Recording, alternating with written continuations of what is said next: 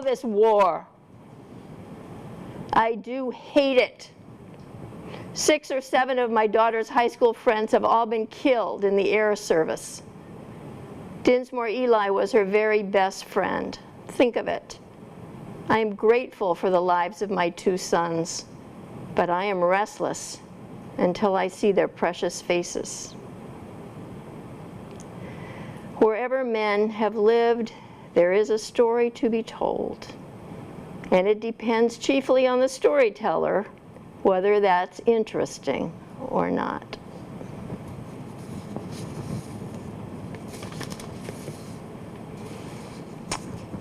In J.R.R. Tolkien's foreword to The Lord of the Rings, he reminds us that one has indeed personally to come under the shadow of war to feel fully its oppression.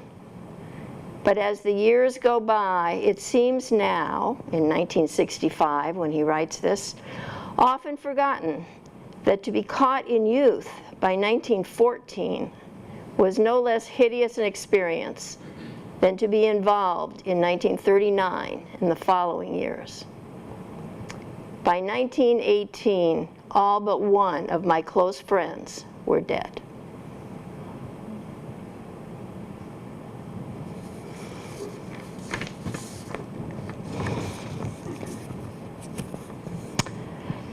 Hope my long tales of pleasant moments won't give you the impression that is paramount in my life at the service of supply. It is simply that the steady grind here is more or less monotonous and lacking in inspiration for the composition of epistles. This is the difference between the life further toward the front and the life in these supply depots. So the first quote was from Carrie Louise, who was my great-grandmother. Second quote from Henry David Thoreau. And John Endicott Bradstreet is my grandfather.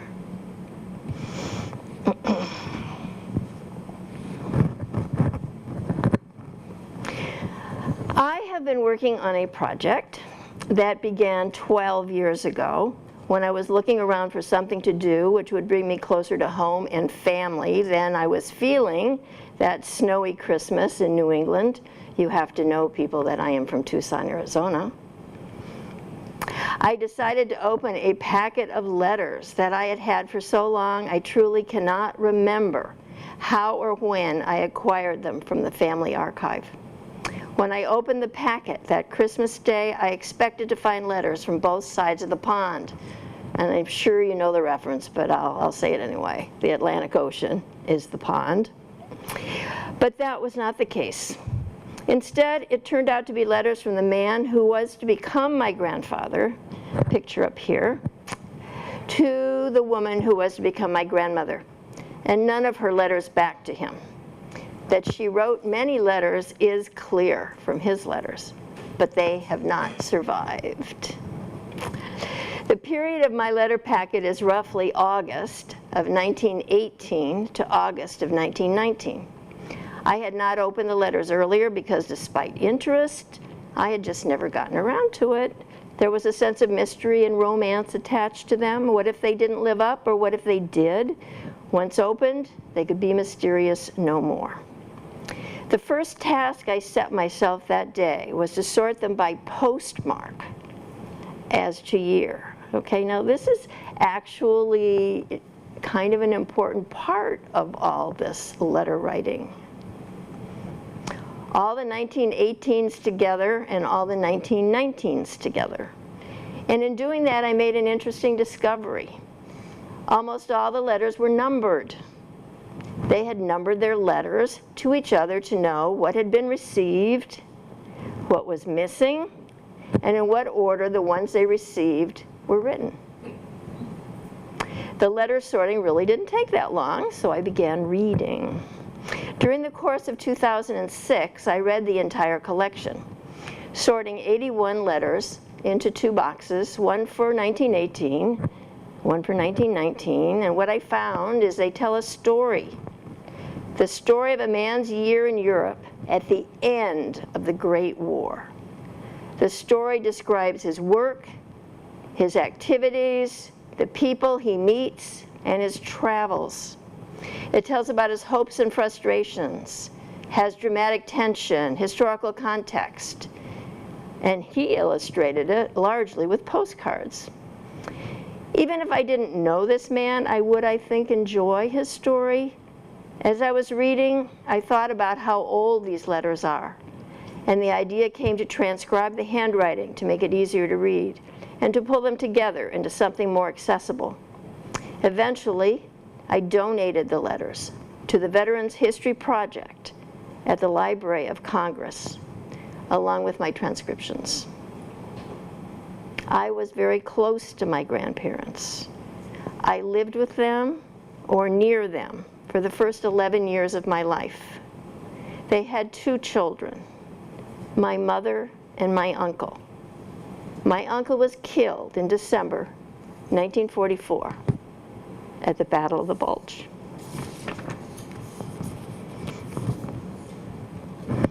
Okay, I don't know if you can read that.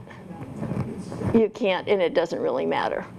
It's a creed that belongs to the Quartermaster, and actually Corps, and actually the only reason I know there is such a thing is because I work sometimes at the shop at Walden Pond, and one day a young woman in her 30s, the mother of 3 who had been in Iraq, came in. She was so excited to be there, and she was heading towards Natick Labs, which is Quartermaster territory here in Massachusetts. And she's the one that told me about the Quartermaster Creed. I will not take the time to read it to you because it's minuscule for what we're doing. I wish I could make it bigger, but I do not know how. What is the Quartermaster Corps? It's a part of the Army that's been in existence since 1775. In 1912, the Quartermaster, Subsistence, and Pay departments were consolidated by law and renamed the Quartermaster Corps. A very important part of this legislation replaced most civilian employees with a permanent service corps. At that time, about 6,000 enlisted men. Before 1912, Quartermaster field operations were largely carried out by civilians or details from combat units under the supervision of Quartermaster officers. Just prior to World War I, the Corps supported Pershing's campaign in Mexico against Pancho Villa. It was confronted with the necessity of sheltering, equipping, and supplying an army of about 150,000. This was the first time the Army used motor transportation on a large scale. The Corps purchased over 3,000 trucks and had them shipped by fast express trains to Columbus, New Mexico, along with operating personnel. The truck soon proved its superiority over animal-drawn transportation. But despite the newly discovered usefulness of trucks, another major activity of the Quartermasters in World War I was the remount service, which provided draft, pack, and riding animals. World War I provided the next great test of the Corps, providing supply support to an army of, anybody know how many? 4 million. Half of them overseas in Europe. It began the war in 1917 with 227 officers and 6,000 enlisted personnel, and by the end it numbered 13,500 officers and 230,000 enlisted men and 100,000 civilians on both sides of the pond. The Corps provided supply support to an army of 4 million men, half of them overseas in Europe. It shipped more than 3.5 million tons of supplies to was called the AEF. Now the AEF is the American Expeditionary Forces, and some of you definitely know what that is, in France. A complex and extensive depot system was developed to handle all these supplies, both in the States and overseas. Quartermaster headquarters were established in Tours, France, and along with a range of technical services, such as the Engineer Corps, the Ordnance, Medical, and Signal Corps, they were all grouped together and called SOS. Does anybody know what the SOS stands for? Service of Supply. So they were Service of Supply. The Tours location was advantageous because it located the chief quartermaster in the communications zone near the main intermediate depot at Gèvres and astride the main rail lines leading from the base ports on the coast to the advanced depots and the front. There was a complex system of depots which required the creation of many new facilities in relatively underdeveloped territory, meaning away from British and French installations. Large-scale depots were built at key points. Since much of this work was not begun until late 1917, because as you probably know, we did not get into the war until 1917. The war started in 1914. They were far from complete when the war was ended. A great part of the quartermaster supplies for the troops at the front funneled through the intermediate depot at Gèvres in central France. At Gèvres, by the end of the war, there were 107 quartermaster warehouses of 25,000 square feet each, served by 140 miles of standard gauge track that were laid by the African American troops. And, quote, something like 1,800 cars of supplies are handled here every day. There were also 20,000 remount horses and mules at Gèvres. The depot stored and shipped all types of quartermaster supplies, but the greatest single feature advanced for its day was the icebox, which was 896 feet by 110 feet, or 98,560 square feet, holding up to 18 million tons of frozen fresh meat. I think this gives you a clue as to the soldiers in the combat zone. What was the Corps' prime function? Food. The supply of the daily ration. The clothing and equipage, or C&E, with which the soldier reached France was of good quality and seemingly in ample supply. It had been anticipated that the rate of destruction and loss in combat would be high, but experience exceeded all expectation, resulting in a drain that was so heavy that stocks rarely reached minimum reserve levels. Mortuary affairs is another important service provided to this day by the Quartermaster Corps. These duties include the recovery, collection, evacuation, and establishment of tentative identification, as well as to inventory, safeguard, and evacuate personal effects of deceased personnel. Gèvres, the main intermediate depot I described, is one of the locations of our story. Another is Nazaire, near Nantes on the coast. During the war, this was one of the chief entry points for supplies from the United States. By mid-1918, over 200,000 ship tons per month were unloaded. Almost 2/3 of these were quartermaster supplies. These supplies moved directly to Montour, a mud flat 4 miles up the Loire River that was transformed into the giant base depot and motor reception park, the largest assembling plant for cars and trucks in the AEF. After the war, the Mortuary Affairs Effects Depot was active in Nazaire until mid-June 1919, when it was packed up and moved to Hoboken. The final statement department of the Effects Depot was supervised by my grandfather, John Endicott Bradstreet. And I think one of the things I'd like to share with you is he taught me compassion.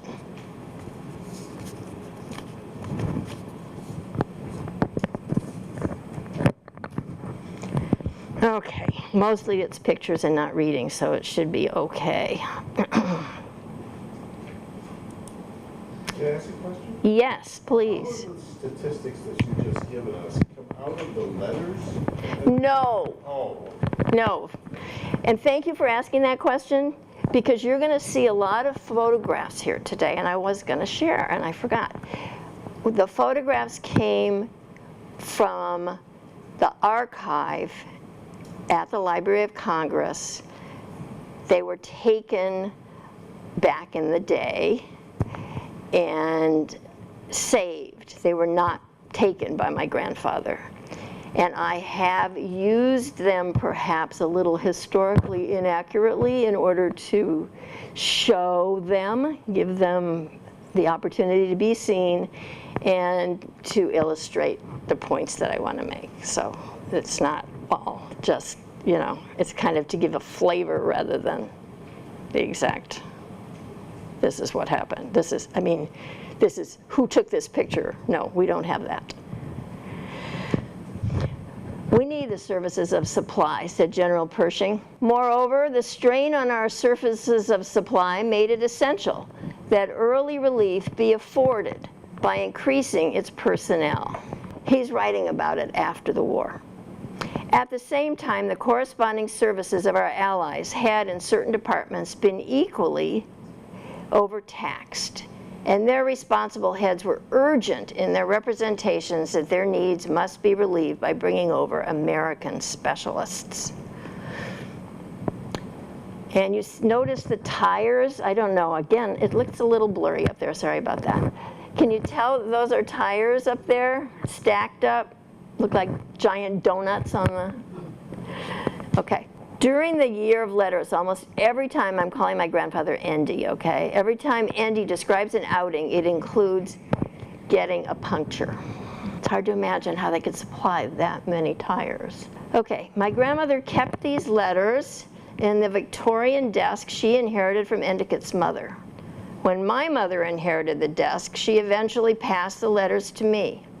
You see here letter number 34, dated November 12th, 1918. Is there anything significant about this date? Yes. The day after the war ended, right. We celebrate Veterans Day, don't we, on November 11th. So this is the day after the wars ended. This is my grandmother. 23-year-old Mary Virginia Watson lived near the Ohio River in, and I'm pronouncing it the way she taught me to, Louisville, Kentucky. Louisville. She was bright, had attended high school and secretarial school, and was working for a flour company that was later absorbed by Pillsbury. Her parents and her elder brother were all passed away, and her younger siblings were in the loving care of a maiden aunt.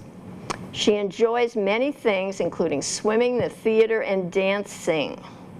In 1917, she attends a Thanksgiving dance at the Audubon Club in Louisville, and I looked this up, and it still exists. It's a golf club, where she meets Andy, a superb dancer. And let me tell you, he was such a superb dancer that when he was on before the war, when he was on a boat trip out in California, a man said, I think you should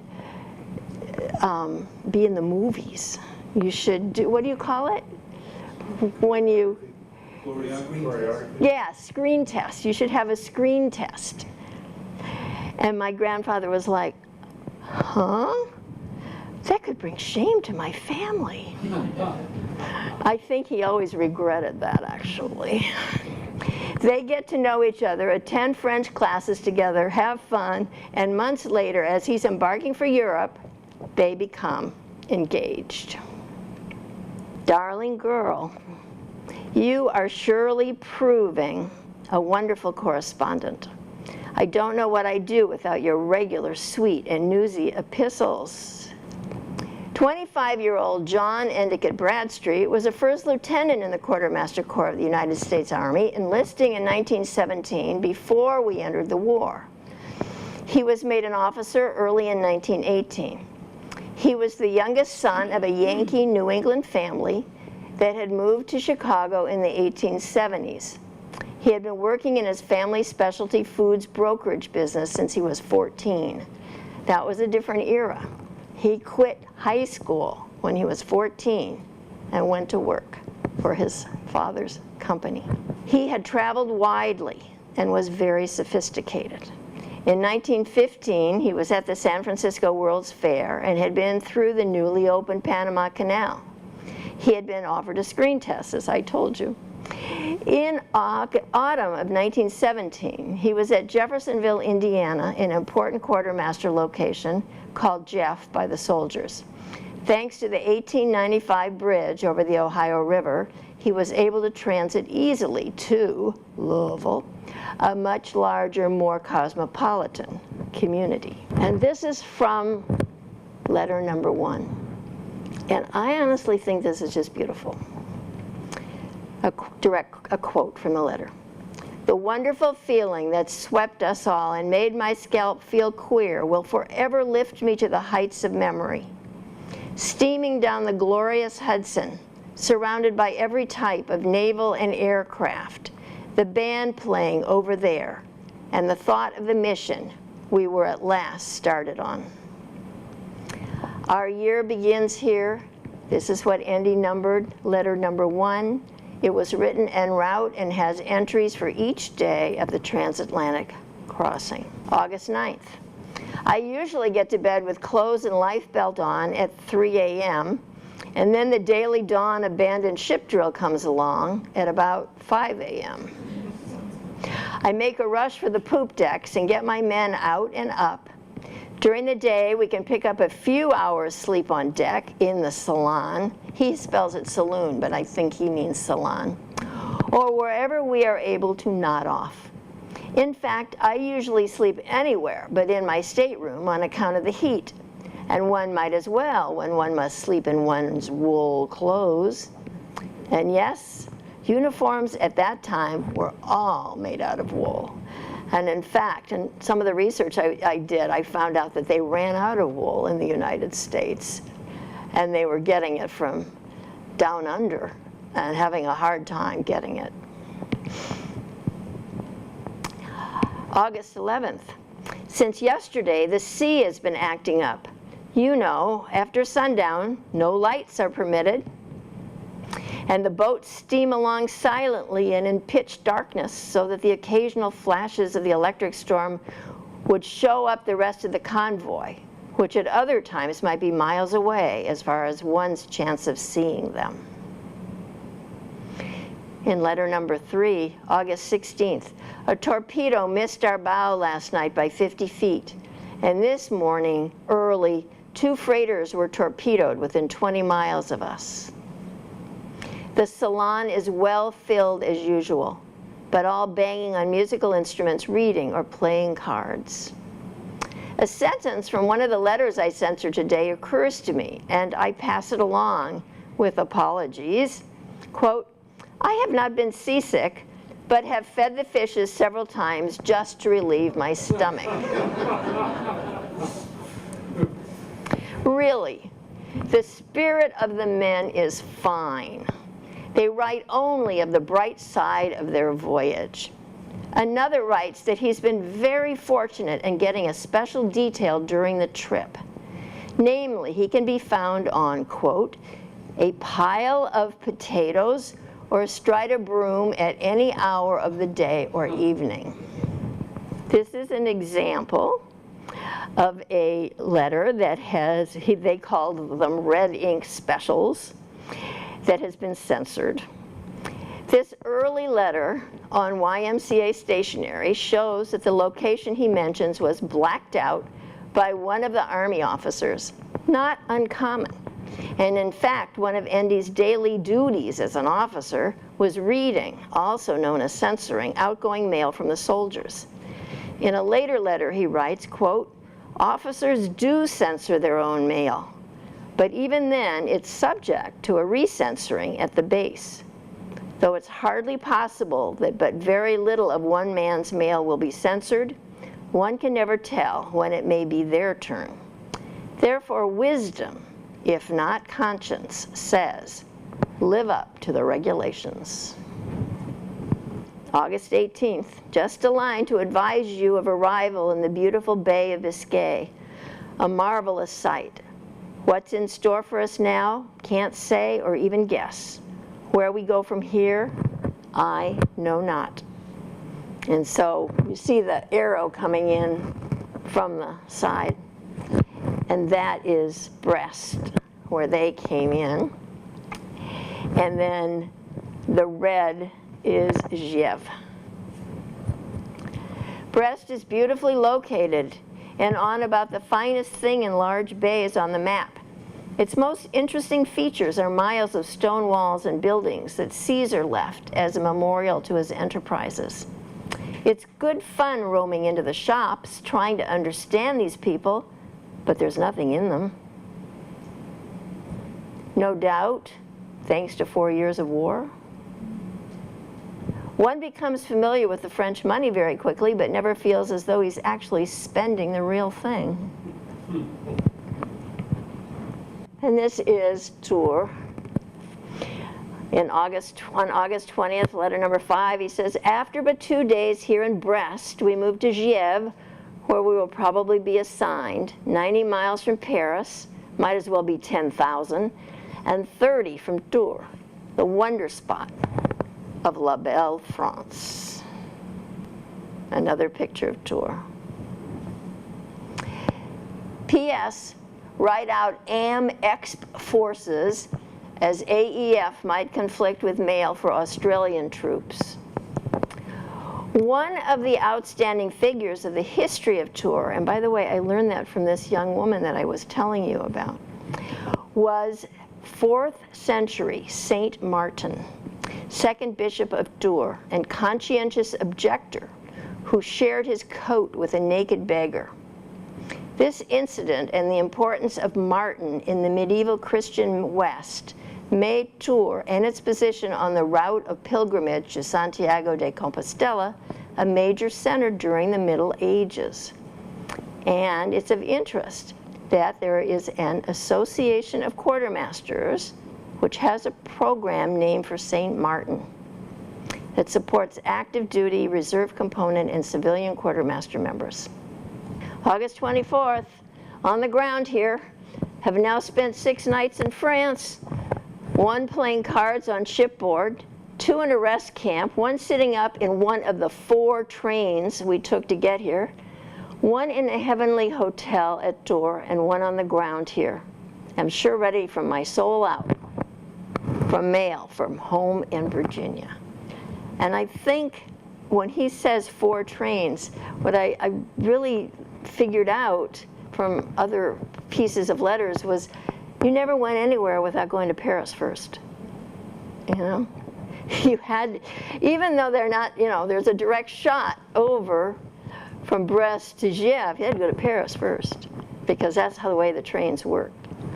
We wait here at the casual camp for our assignment, which may drop on us individually, collectively, or any old way, and maybe in a few days and maybe in a few weeks, one never knows. A casual is one who is not attached or assigned to any unit. Okay, we've gone over this, but I'll do it quick here. What's a quartermaster? Logistics, the organization of moving, housing, and supplying troops and equipment. Transport, food, clothing, mortuary affairs. And this is Giev today, before and after. That farmhouse you see there was the headquarters during World War I. My husband and I visited Giev in 2007, 2008, and 2018, learning more about it from the town historian. These mysterious tracks are a remnant of the American standard gauge railroad track, which people there are like, what is this? Can I ask one? Yeah, please. Your grandfather, you said, left school at age 14. Yeah. Yet he writes like a very eloquent, educated individual. Where did that come from? I've thought about that, and I bet you for each person in this room, there would be an idea. One of the things is, in my opinion, education was different in those days, and he was heavily educated by the time he got to be the age of 14. That's what I think. I don't know if anybody has any other thoughts about that. Thank you. What? I think a high school education at that time was equivalent to college or beyond 14. in terms of what subjects they studied. And as he said, he didn't even make it to high school. Yeah, yeah. They were well read. They could write cursive. They used language fluently. I think that's my opinion, too. It's in the bloodline. It's in the bloodline? Oh, gee, thanks. I have to live up to that one. Charl, What? do you know if he liked to read, if he was a great reader? He did do some reading, and he talks about it a little bit. My grandmother was much more of a reader than he was when I knew him. By that time, he was a TV watcher. Okay. So here, tracks everywhere. I don't know if you can tell that top picture is inside a building, and there's tracks in there. And then the outside, and these are, and then the one on the right is the remnant track. These are all left over. This is our friend, Martine Vaillant, the historian at GIEV, who is still like, we went to France this April, and I wrote her an email and said, well, we'd like to take you out to lunch. Now, she lives in GIEV. Well, she doesn't. She lives in Romorantin, but it's near GIEV. And we were, you know, wherever. And she writes, but I would have been willing to go and take her out to lunch. And she wrote me back and she said, you will stay with me. And we did for 4 days. So 165 storehouses were served by 143 side tracks, 40 miles in the receiving, classification, and departure yards, 29 miles for other purposes, 69 miles at the miscellaneous storehouses, 85 locomotives, and 2,300 cars a day were handled on average. So that's how they did everything. And as you've gotten, I'm sure, from what I've already said, we brought our own trains.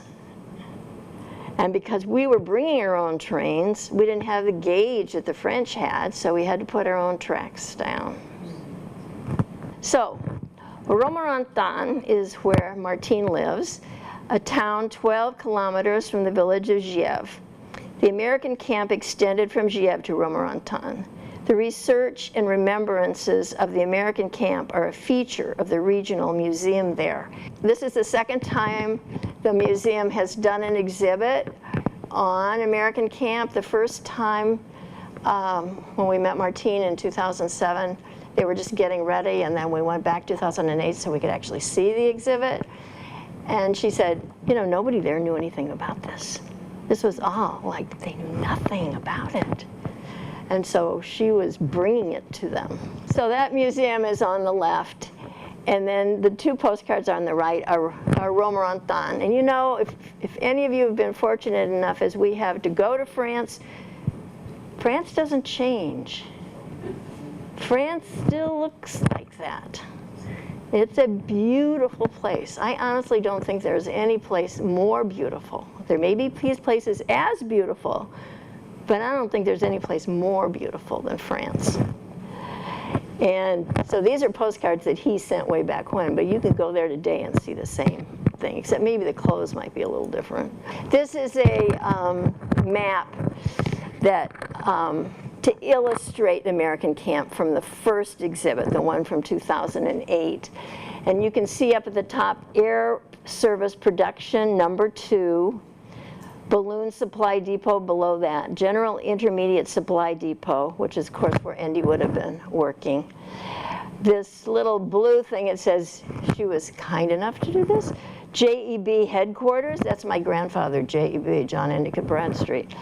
See the blue up there? That was that.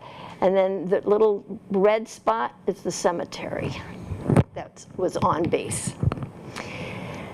Okay, the camp collaborated with the facility of the French Air Force established in 1915 on an, this is really interesting, I think, guys, on an even earlier airfield. We're talking 1915, on an even earlier airfield, 1912, which became Air Service Production Center #2. By World War I, artillery had developed to the point where it was capable of engaging targets well beyond the visual range of a ground-based observer. Positioning artillery observers on balloons generally a few miles behind the front lines and at altitude allowed them to see targets at greater range than they could on the ground. This allowed the artillery to take advantage of its increased range. And some of you may be smart enough, and it's not about smart, it's about what you've studied in the past. Somebody told me that they had them in the Civil War too, so that was after I had, you know, written about this supply depot, but they actually used air balloons in the Civil War, I was told. This is Andy writing, airplanes are always overhead and some stunts being pulled off, and even the meets at the San Francisco Fair were not advanced enough to offer. I certainly like that humming sound above my head, but some of those chaps up there take some great chances, and how they ever right their cars after the stunt, I don't know. The planes you see here were tenderly referred to by American aviators as, does anybody know this term? Yes, flaming coffins. That's right, flaming coffins. The DH-4 biplane was a wood frame covered with fabric. Spruce was preferred for manufacturing because it was both strong and lightweight. The DH-4 Liberty has the unique distinction of being the only American-built airplane to be flown into combat in World War I by American crews. This bomber was not designed by an American, but by a famed British aviation engineer, Geoffrey de Havilland, and paired with an American-designed V-12 Liberty engine. The planes were assembled and tested here at the Air Service Production Center #2. So we saw that picture. The largest in the war effort. And if any of you finds this interesting about these planes, there's a lot more about them on Wikipedia. Production even included women. Representatives of the Allied countries and welfare workers attend the christening of the Liberty plane before the first flight in Romorantin, May 18th, 1918. No, that's long before my grandfather got there. September 2nd, first assignment. Have been assigned to this place, Giev, and detailed as post-ordnance, I think this is just funny, post-ordnance officer, assistant to the post quartermaster, assistant fire marshal, da-da-da-da-da. One of my active duties is to arrange for the burial of the enlisted men that depart to other worlds from this camp. And you saw that little, on the map, that little red thing.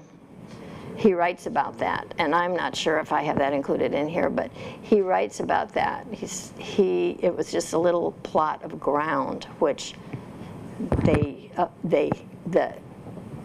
was sort of dedicated to becoming a cemetery. Is that American cemetery still there?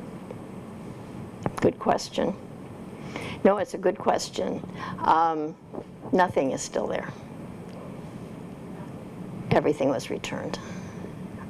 Yeah. And people who died, we'll get to this, but people who died there were not soldiers who were, you know, shot or anything like that. They died from other reasons, and that's why it was a small cemetery, and there was not much expectation that it would be used very much. Well, my darling, a sidecar is waiting, and I've got to get out and arrange for the laying neath the sod of one poor Negro, one of the Negro soldiers. We call them African Americans today, but then they called them Negroes. As jobs go in the service of supply, SOS, I seem to have drawn a very fair one, and if I took Mr. Rosenwald's word for it, he's the Sears Roebuck head and from Chicago, who spoke to us last night on the baseball grounds where I marched my first detachment of troops, I might feel that I was holding down a very comfortable job. Considerable job, excuse me. At least I am quite independent as assignments in the Army go, and find my time practically up to me to dispose of. Of course, I have plenty of ways to dispose of it. The duty makes imperative. And the picture there is one of the warehouses that we talked about, the 25,000 square feet warehouses. Martine, the historian, gave us copies of these photos that she got from the U.S. Archives, which I've told you already. I have donated Andy's original letters to the Library of Congress, which I also told you. Anyone who has old letters from soldiers in any of the wars, from World War I to the present, might consider donating them there. Library of Congress will gladly curate and archive the material. So if you happen to, or you know people that do have them, this is a great place, unless family really wants them, because otherwise who knows what will happen to them. Equipage covers tents, stoves, hay and straw, and fuel for the many units. As there are seldom less than 25,000 here, this is no small job, and there is enough variety to make it interesting. And this is like a store. October 3rd, your talk of swimming makes me shiver. It's too cold here for that now. Nights and mornings until about 10 are always cold, but the balance of the day is usually very reasonable. One never knows what to put on in the way of clothing. Okay, so this is an actual picture of the toilets. I just thought they kind of made you think about cold. And then the swimsuits, I thought was rather interesting. Annette Kellerman's form-fitting one-piece tank suit in 1907 inspired the women's swimwear of the 1912 Olympics. So that's how far back this stuff goes, which is pretty good looking, don't you think? Even by modern standards. Okay. October 13th and 25th, it is important war work. I shot through a request today for an active assignment in the zone of advance, but my chance of being transferred is remote, as a transfer is almost impossible to obtain. No matter how little I like what I'm doing, it is important war work. I do have hopes of a chance to convoy a train of freight cars up to the front. He always kind of felt like he should be doing more than what he was doing.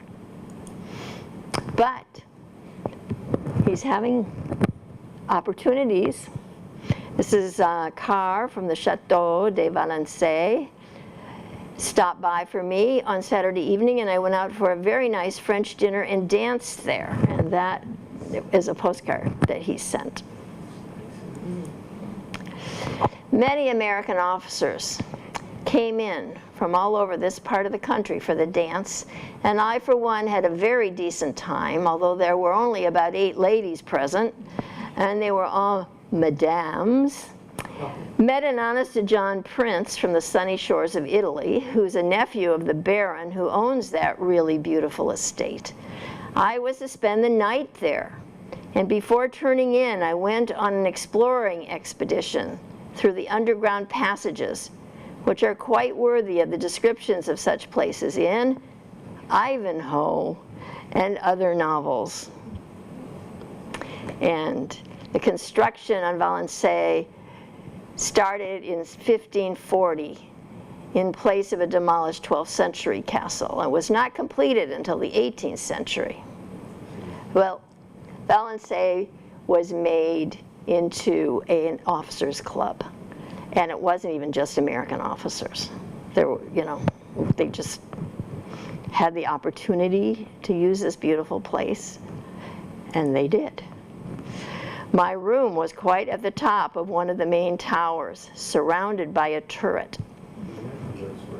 I enjoyed from this turret some of the finest views I've ever dreamt existed. And this turret, I think, kept me awake most of the night. My windows opened upon it, and I was all the time thinking that if morning would only come, I'd like to get out and encircle the thing. Well, in spite of all the wonderful places that I know at home, these have them backed off the map for landscape effect and are equal in other ways. After an early breakfast, the car was aroused and brought us back to Giev in time for my morning's work. We had a puncture, one within about a mile of camp, so we had a very informal free-for-all hoof-it party the rest of the way. On another day, another chateau experience also had a significant impact on his time in France, and you can see the picture on the lower right there. I joined a friend for a bicycle ride about 5 miles towards Valençay to the lovely home of friends of his, the Chateau des Campois, where we spent the nicest evening I've yet had. You will hear from me of these people, the family of Bernier, often in the future. They told me the only way I could prove the pleasure I expressed regarding the evening was to come very, very often, which he does. Has a wonderful time with these people. Okay, October 28th. Enjoyed a morning of light work, and just before lunch I went out and went through the horse hospital, where there are several thousand animals that have been returned from the front for repairs and are the most terrible looking objects you ever saw. Mostly bones and gas and explosive wounds, with many bad diseases thrown in. Yeah, it was not good. So what you're seeing here, just all that transportation stuff up on the right, and then this is the refrigerator plant, the ice plant that I talked about being such an important feature. And it's interesting to know that at the end of the war, this got sold to Mexico. November 4th, 1918. I was interested to learn of the letter Dinsmore Ely wrote. It was really a splendid one and will live forever, I think. Quote, "It's an investment, not a loss, when a man dies for his country." This book, Dinsmore Ely, one who served, he was killed in action while flying over France on April 21st, 1918. He was the one who was a friend of my aunt's. A close friend of Endicott's sister. He was killed in action while flying for the RAF over France. He joined the RAF because he wanted to help the war effort, and the U.S. had not yet entered the war. Previously cited for valor, he died at age 24 in a Paris hospital and was buried at Versailles. In the weeks prior to his final flight, Ely's plane had lost power at several thousand feet, and he plunged to the ground in a dense forest, miraculously escaping with only a few scratches, hence the quote, "It is an investment, not a loss, when a man dies for his country." Famous in its day. November 8th.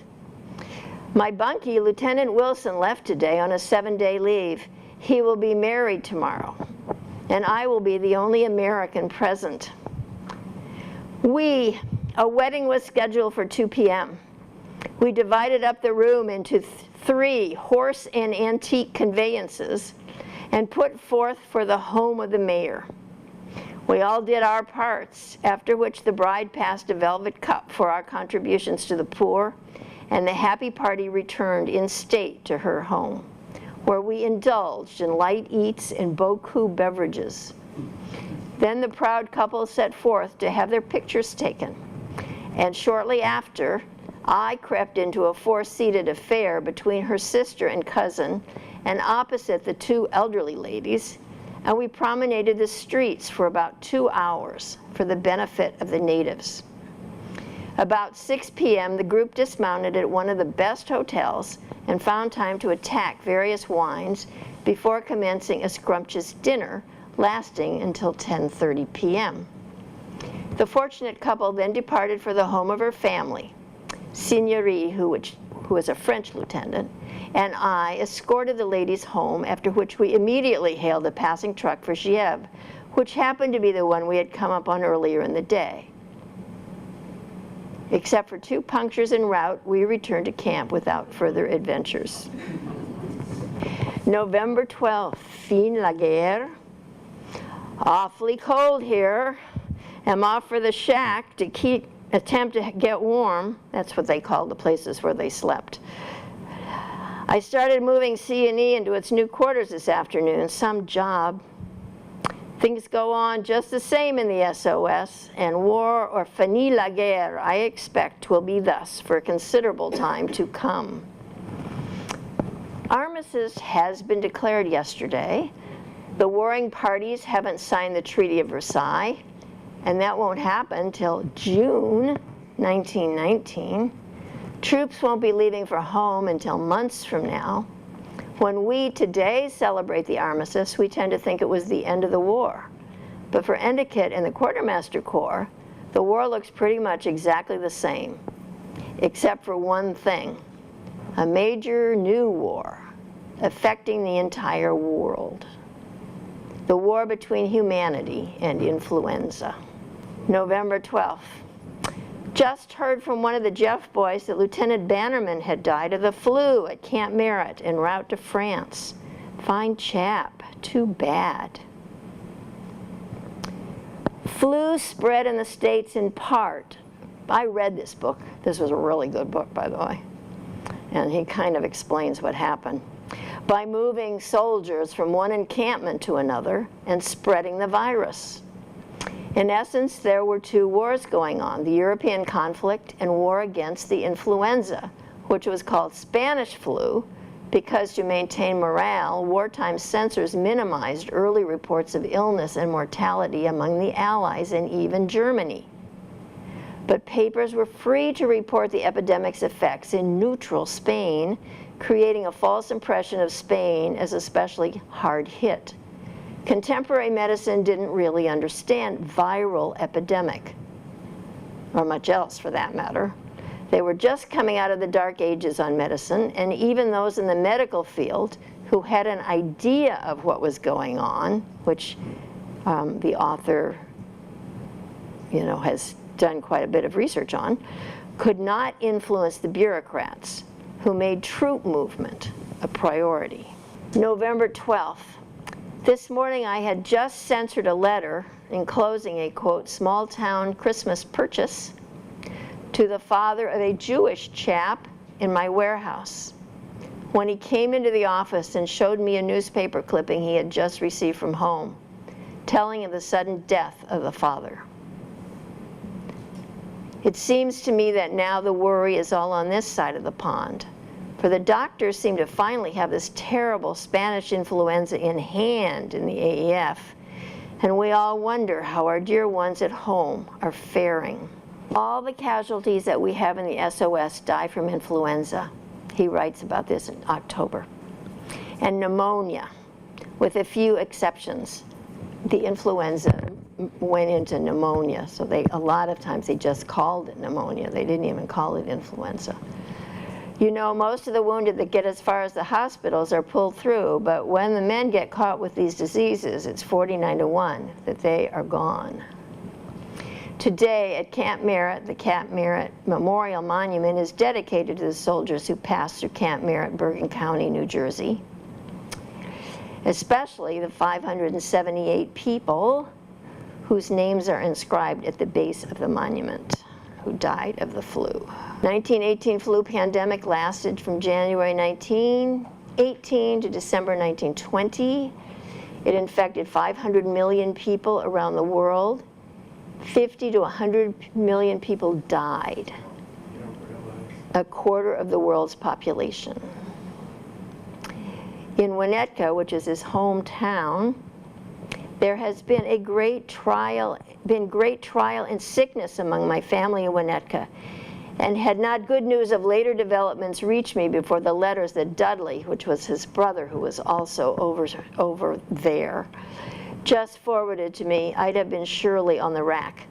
As it was, it made me seem 10 worlds away from those I have so much reason for loving so greatly. As luck would have it, we have used all the space we could get in the village graveyard. Think I'll have to start in business as an undertaker upon my otherwise joyfully anticipated return to the absolutely incomparable État Uni. Casual camp again? Relieved from duty with the post quartermaster and probably in for something, I know not what. The trench coat affair. The trouble all arose because of one little incident wherein I was able to help out a small group of officers who are located at the front. That is, I would have helped them if my part of the plot had not been thwarted.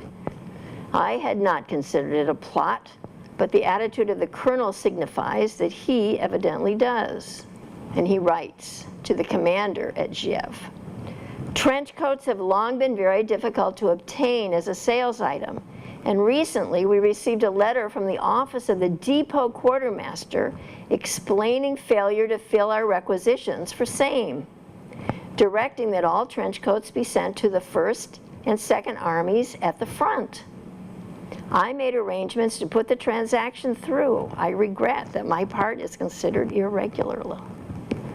He says to Virginia, the sale was made on Saturday, and mine enemy, I guess, the post quartermaster, advised the colonel instead of stopping the sale, as he could have done but didn't. The colonel jumped me at my office and in hearing of my men loudly said, you're relieved of duty, get out of here at once and don't come near these warehouses until the matter is investigated. I'm just out of luck and sticking around waiting for something more to happen, as I'm really out of a job. Have never been so damn mad. Pardon me, sweetheart. There had been a change of commanders, and there was tension between what was known as, and some of you may know about this, the regular army and the soldiers who joined because of the war. And he probably didn't follow the protocol of the regular army. Well, it was just a year ago this minute almost that I saw you come into the ballroom at Audubon, Thanksgiving Day. Affairs are still in an unsettled way for me, but in the meantime, I'm trying to make the best of it, and fairly well succeeding. Wish you were here. It poured all day today, but after a very hearty and good turkey dinner at camp, I chased over to Campois for a brief call, and then to Valenciennes, where we now have an American Officers Club. Another corking dinner, preceded and followed by delightful chats with the most interesting of the chateau inhabitants. December 3rd, an hour of flying. At the world's largest aviation camp, Issoudun, pardon my French, on Monday, I reveled in an hour of flying, my first flight. I returned to Giev 30 miles away the same day as I learned of a travel order, and am off for Chateau du Loir, only 70 miles distant. Spent most of my time last week at Valenciennes and Campois. So he got fired, but he had a nice place to spend his time. December 19th, 1919, because he had been fired, He knew that Woodrow Wilson was in Paris, so he went to Paris. The streets and buildings of Paris were a wonderful sight during the first days of Woodrow Wilson's stay. The former a combination at night of a New York election night, New Year's Eve, and football game celebrations. And today, in Tours, which, as I said before, was the headquarters for the Quartermaster Corps, they have this beautiful fountain, statues, and the bridge, which is named for President Wilson. Wilson went to France twice, this time in December and again in April for the Treaty of Versailles. Okay, so where's Nazaire? December 19th. You will probably think I'm lost. I received orders from the effects depot at Nazaire for duty of indefinite duration. There are a couple dozen of us on the same work, which will take many months to clean up. This is the saddest spot I've hit yet. Fortunately, we eat well, and loafing about the table and an hour at night at the YMCA club, the cold drives me to bed early, and it looks as though the conditions here may keep me on this side of the pond for many months to come. Damn. My billet is really pleasant, what little I see of it, and the food is good too. These two facts are the only pleasant feature of the assignment. You never saw so much mud or knew such steady rain as we are not enjoying but getting. Have seen the sun twice or thrice since arrival. This is a 7-day-a-week job, including New Year's, 8 to 6, with an hour for lunch. This was all right before the armistice, but c'est après la guerre. I'm stuck in this hole. This is not him, but this is probably a little bit what he would have been doing and looking like.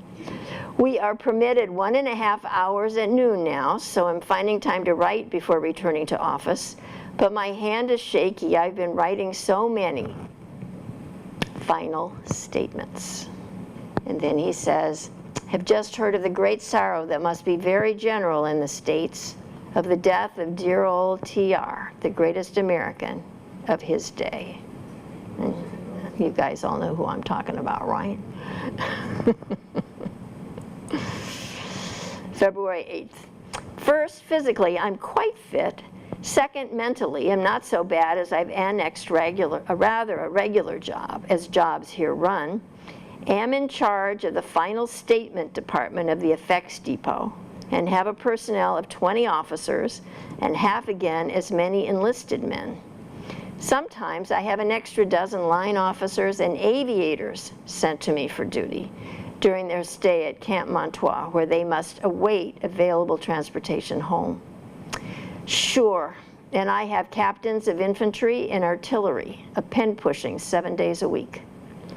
Really, it's a devil of a proposition. But this après la guerre stuff is drudgery that has to be done by someone. Wish me luck in getting leave. February 14th, Valentine's Day. Went to a very large dance at the Motor Reception Park on Lincoln's birthday. It is rumored that mustering out at home is being checked, being stopped. All this owing to the trouble in Russia. Have things changed? Guess I'll rest here until peace is actually signed up and established. Not that I've given a chance in the matter. No, I can plan an early return or for trips I'd like to take and all that sort of thing. But the work goes on, and I'll never believe anything particularly pleasant I'm planning will happen until it actually does. Although I really like France and French people, I am ready to see the Statue of Liberty myself. However, it cannot be for some months to come, I feel fairly certain. So on the 10th of this month, I'm off for a 14-day permission, or leave. I'll go and return via Paris. Now listen, guys, 14 days, and this is his plan. We'll see Lyon, Marseille, Nice, Cannes, etc. in France, and Rome, Florence, Venice, and perhaps a few other places too. On March 17th, had 4 fine days in Marseille and reached Cannes 2 days ago. Have a wonderful room at this corking hostelry, which is still a corking hostelry, it's right there, with beautiful views from my window and petite balconies. Have driven to Nice and Monte Carlo and many other places, and am enjoying the most beautiful of anything in the way of nature and retouching of man I've ever seen. Cannes is the most delightful place on the Riviera to stay. The last 10 days have proven that certainly France is as entitled to its sunny reputation as California. And he never does get past Cannes. March 30th, Paris. Reached here Monday after a most delightful vacation. As a finish, I had about 58 hours in Paris, most of which I spent with my sister-in-law. Have not noticed long skirts in Paris, except on Americans. Don't like them. On April 3rd, he writes, I think you are not only a darling, but a wonder in the way you have treated me in regard to letters. I shall always remember them as the lifesavers of my many months with the AEF. The letters and pictures are the greatest treats I know. And then just a little reference about the clothing. This is from the Fashion Encyclopedia of the Modern World. When World War I ended, women adopted a new style, the knee-length hemline. The year 1919 was the first year that European and American women showed their legs in public. Do you realize that's 99 years ago? Between 1919 and 1929, women's legs were seen beneath day, sport, and evening dresses. Even evening dresses. The most fashionable silhouette or shape for a woman's skirt from 1919 to 1929 was straight and knee length. They weren't going back to that long stuff. April 12th, have some face now. Owing to a bad toothache and also an abscess over a wisdom tooth, I've not been able to concentrate on letter writing for the last 10 days, or anything else for that matter. Had x-rays taken day before yesterday, and sounds pretty modern. And yesterday was sent to the hospital. Took a general anesthetic yesterday afternoon and had 2 wisdom teeth extracted. Will probably remain here for a few days. On April 17th, he writes, had 2¼ hours in the dentist chair today, with similar sieges to look forward to. Good dentists here, though. May 1st, I don't know. I bet there's at least one person in the room who knows what May 1st is in France. There you go. And what is May Day? Not many of us have enjoyed the privilege of seeing at close range the best this little country has to offer. The best French homes can teach us what hospitality really means and are a treat to know intimately. Quote, all Americans are under orders to remain within their billets from midnight last night till tomorrow a.m. in order not to interfere with the French labor class in their Labor Day hell-raising. Too much chance for gunplay, you know, and international feeling, ill feeling. After eggs and noodles, listen to this, after eggs and noodles, cold meats, delicious fried potatoes, and salad, old selected wine, and 40-year-old rum, Madame apologized for the déjeuner. Neither Captain Madame nor Madame the Elder speak a word of English. Imagine, therefore, the interesting conversations we carry on. How we get along, I don't know. I certainly don't speak French, but we often talk an hour at a time. Lately, the almost continuous chain of men marching by my window and on their way to the boats for America have been the 39th Division, and a fine-looking lot of chaps they are. Yes, they would be. They did not have to fight. They came at the end of the war. On May 20th, he wrote, 43,000 troops left this port for home last week, at which rate we will all be back before very much longer. Well, we were a small party that drove out to the beautiful cemetery and watched Woodrow Wilson talk, etc., and then drove on to Versailles and visited the grave of Dinsmore Ely, the young aviator. Is it ever going to bring forth a satisfactory solution or answer to its problems? Still, our troops go, état unis word. However, we know that some of the decisions made at the conference at Versailles led to the Second World War. The effects depot starts to pack next week and should be moved to Hoboken by the 1st of July. Many officers have been released from the base this week, many more to go this month. I'd like to see peace a fact before sailing, and if possible, take leave to visit Great Britain next month. If I left now, I'd no doubt be assigned at Hoboken, and I'd rather be here than there. Tonight, I reached my room at 7 p.m. and am gazing out over the waters and starting with you on a letter writing jag. Love and pray for peace. Off for England tomorrow morning. I'll have about 14 days in Great Britain. Sunday, I rode out to Queens Ferry and saw the famous Forth Bridge. I love this. The Forth Bridge crosses the Firth of Forth to Fife Coast. The harbor was well planted with British merchantmen and warships, and the latter fired the royal salute when news came that peace was signed.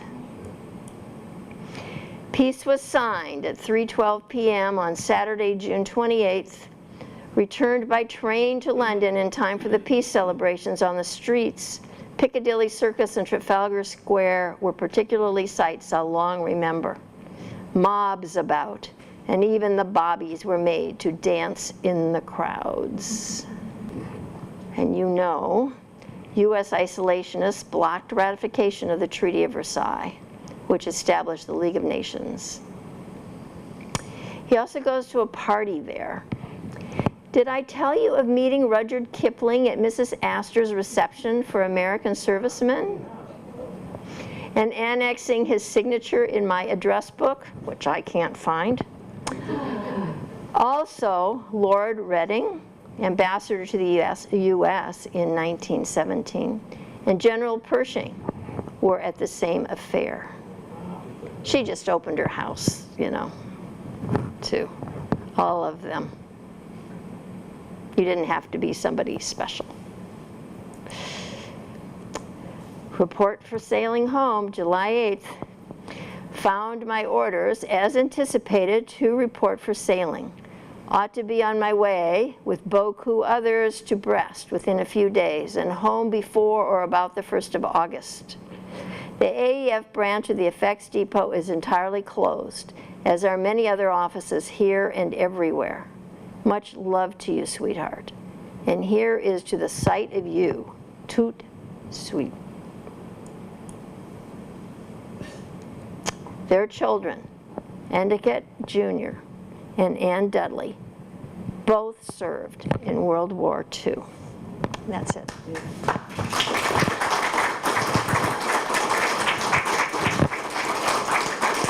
Thanks for your patience. Does anybody have any questions? Yes. When you were with your grandfather when you were a child, did you get any sense that he had served in World War I? Did he talk about it at all? It's a good question.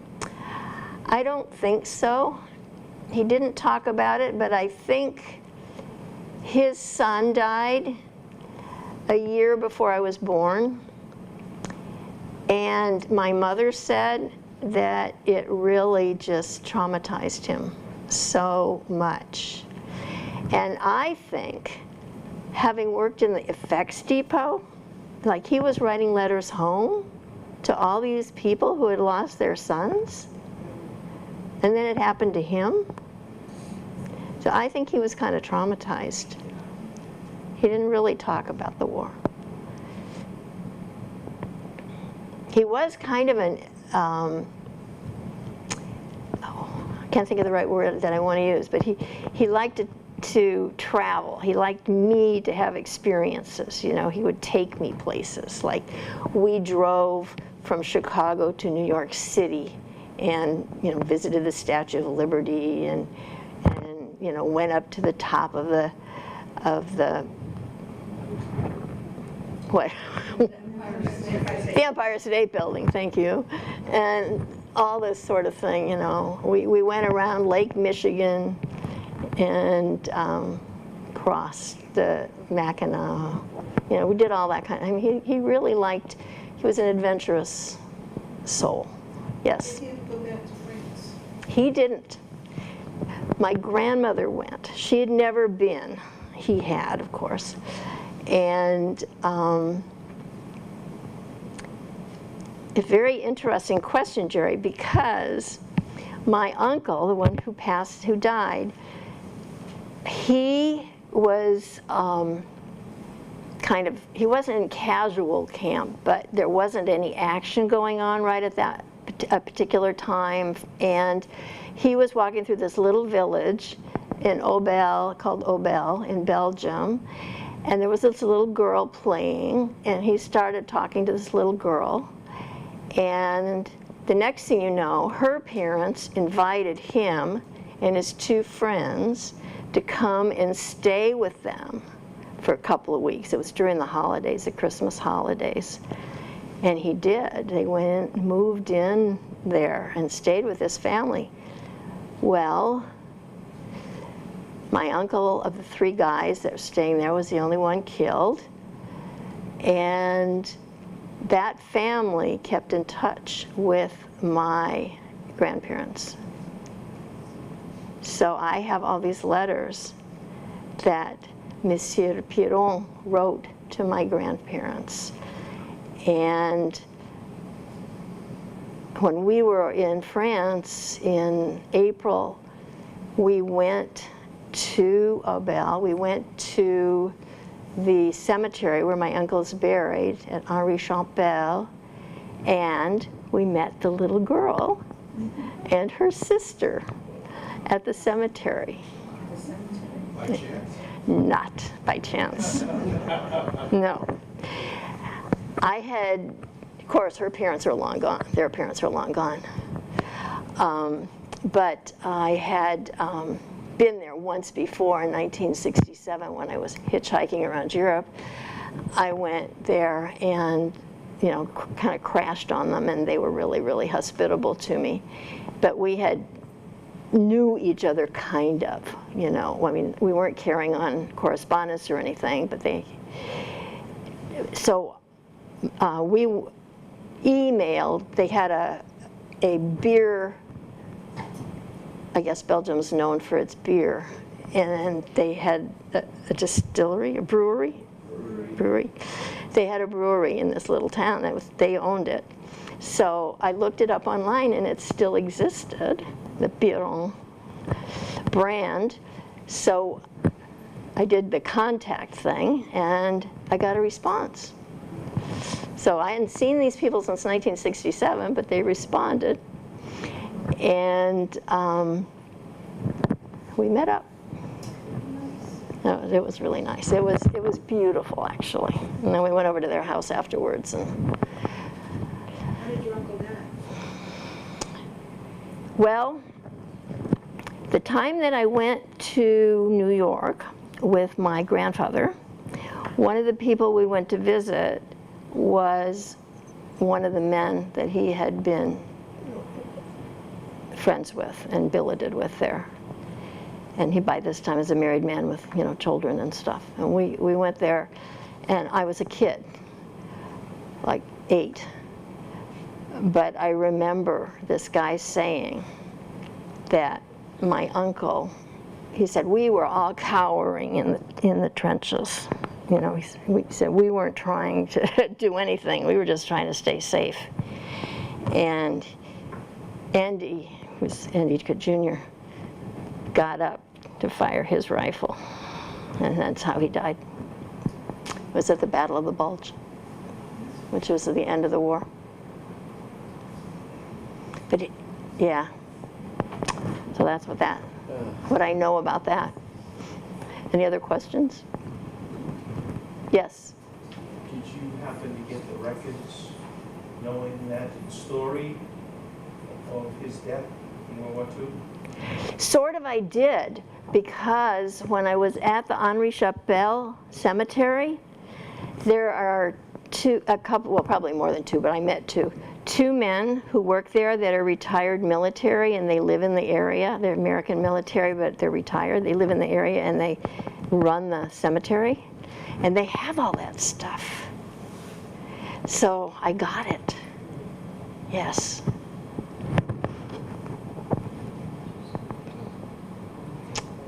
Any other questions?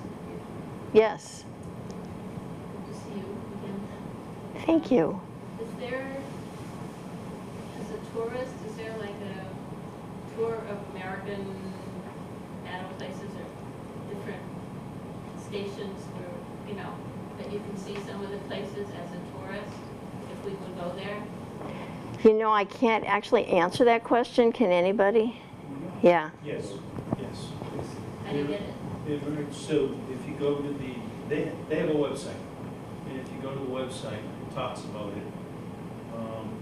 World War II, World War I, and World War II, and a lot of the locations where they are now is the permanent cemetery.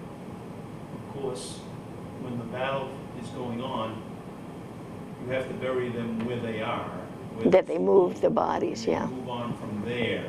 And then it wasn't until the in World War II, it wasn't until the late 1940s that the governments got together and created the commission to redeposit the grave sites where they are today. Or they contacted the nearest kin if they wanted the bodies to come back here. Now, does that You had that choice in the late 1940s. does that explain though about, like, if you wanted to go to Europe and go around and see the different sites of the battles? Yes, yes, you can. In some cases, in some locations, you can take bus tours around the area. Yeah, that'd probably be the way to do it. Yeah.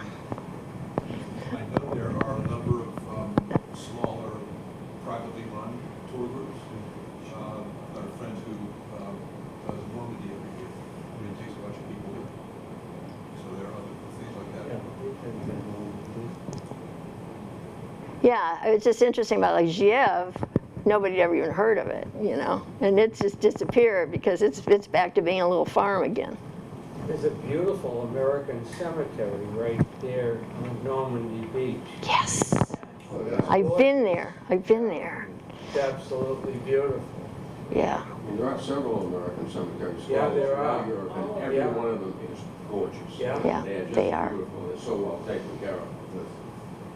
An interesting point is that of all the allies and the Axis also in the Indian wars, America was the only one that repatriated their soldiers for free. The other families had to pay for it. And it's still a wonder that there's so many over there, but some of the families just either left them or they didn't have them. Well, it's interesting because I didn't know that. I do know that when my mother said that my grandparents, and she always kind of regretted that they didn't have his remains sent back. I think I'm thinking that they felt that it was sort of more loyal or something to be with the group, with the people that he died with. That somehow that was more meaningful, and so that's why they did that. Yes. In some cases, a lot of the families didn't want to take the remains back because they did not feel comfortable that those were actually their remains. But if you study the Graves Commission that created it, especially in World War II, they were extremely accurate in making sure that there was a set process upon the death of a soldier or a Marine, or Navy, sailor, etc., in documenting all that information and the effects that were on them, how the death occurred and how the remains were placed in the location. And one of the things today is in the villages where some of these grave sites are, and by the way, there are grave sites that are also German grave sites. Yes. And let me say that the Belgians are not happy about that. Yes. And in the villages of France, where some of these cemeteries are, it is part of the culture of that community for the children to respect what they had given them from the Allies there, and they take and they adopt a cemetery. And in various times during the year, they place flowers at particular graves, etc. Yeah. I happen to have a very serendipity situation with my wife's great uncle. And I want to know more about him who was shot and killed in October of 1944. And when I found out, it was doing some research that a gentleman said that he had known about my wife's uncle. I contacted this gentleman. He was living in Ohio at the time. And I communicated with him and I said, how did you know so much about the group of 6 gentlemen that were killed that evening in October? And he said his great uncle was there. And he was able to track down one of the gentlemen, one of the soldiers that took the body bags when the truce was during the night. They went there the very next morning and took the bodies off of the mountain. And you were supposed to carry a bag in your knapsack. It was part of your issue. And a lot of them, because of weight, that was one of the first things to go because they felt they're so young, I'm not going to die. So they brought bodies, some of the bodies down in most cases, and went to villages and they borrowed mattress covers, etc., to bring the bodies down. And he eventually tracked down and found one of the gentlemen that actually took the bodies off of the mountain. And he communicated with them and knew him for about 2 or 3 years.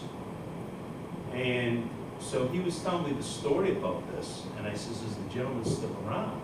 And he says, no, he passed away, and what his last wish was that he would be buried in a replica uniform with all his medals that he got in World War II.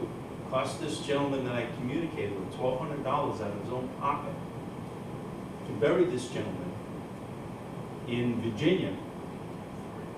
And I asked what the gentleman did in his profession when he came back from the war. And he says he worked in the maintenance department at Dulles Airport. And I said, what was the gentleman's name? And he told me the gentleman's name. And I had a business trip there for 2 weeks. And I worked in the Dulles maintenance department. And I didn't know, many years later, that the gentleman that I was dealing with and working with on a daily basis was the gentleman that took my wife's uncle off of that morning. That next day in October. That's amazing. Amazing. Small world. You never know. But thank you for, this was very nice. Thank you.